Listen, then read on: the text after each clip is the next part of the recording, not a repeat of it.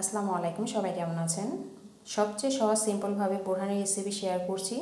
প্রচণ্ড খাওয়া দাওয়ার পর কিন্তু এরকম এক গ্লাস বোরহানি যদি খাওয়া যায় তাহলে কিন্তু কোনো পেটে সমস্যাই হবে না, আর খেতে কিন্তু এতটাই মজার হয়, বিয়েবাড়ির স্বাদের চেয়ে কিন্তু কোনো অংশে কম হবে না। সেই সহজ সিম্পল রেসিপি শেয়ার করব। আশা করছি বড় মতো এবার রেসিপিটা ভালো লাগবে। প্রথমে আমি নিয়ে নিচ্ছি টক দই। এটা আমার ঘরের তৈরি। এখানে আমি প্রায় 1 লিটার মতো টক দই নিয়েছি। চাইলে আপনার বাজারে কেনা যে টক দইটা পাওয়া যায় সেটাও নিতে পারেন। এরপর আমি ব্লেন্ডারে জারে দিয়ে দেব। এরপর আমি নিয়ে নিচ্ছি এখানে আগে থেকে ব্লেন্ড করে রেখেছিলাম ধনিয়া পাতা, পুদিনা পাতা, 2টি কাঁচামরিচ।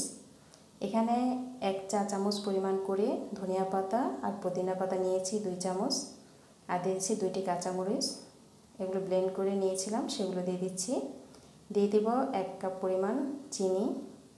মিষ্টিটা যে যেমন খান কম বেশি করতে পারেন। এরপর 1 চামচ দিয়েছি ভাজা জিরার গুঁড়া, স্বাদ মতো লবণ, আর দিয়েছি আধা চামচ বিট লবণ। এখন সব কিছু একসাথে ভালো করে মিক্স করে নিয়েছি, ব্লেন্ডারে দিয়ে ব্লেন্ড করে নিয়েছি। এখন আরেকটি পাত্রে নিয়ে নিলাম।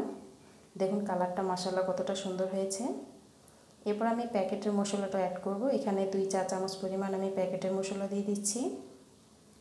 এতে করে দেখা যাবে বিয়েবাড়ির যে শাহি ফ্লেভার একটা আছে সেটাও পাবেন, আর বিয়েবাড়ির বোরহানির টেস্ট কিন্তু কোনো অংশে কম হবে না এটা স্বাদ। এর সাথে আমি 2 চামচ দিয়ে দিচ্ছি টমেটো সস। এখন সব কিছু একসাথে ভালো করে মিক্স করে নিব।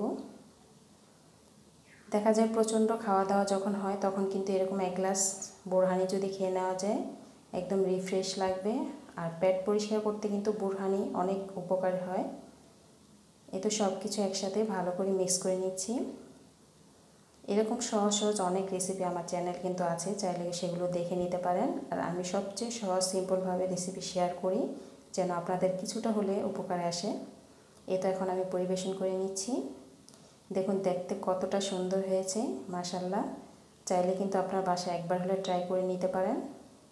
আর এরকমভাবে বোরহানি বানিয়ে কিন্তু প্রায় খাওয়া যায়। প্রচণ্ড গরমে বানিয়ে কিন্তু ফ্রিজে রেখে দিতে পারেন, ঠান্ডা ঠান্ডা খেতে কিন্তু খুবই ভালো লাগে, বা বাড়িতে মেহমান আসলে কিন্তু বানিয়ে দিতে পারেন।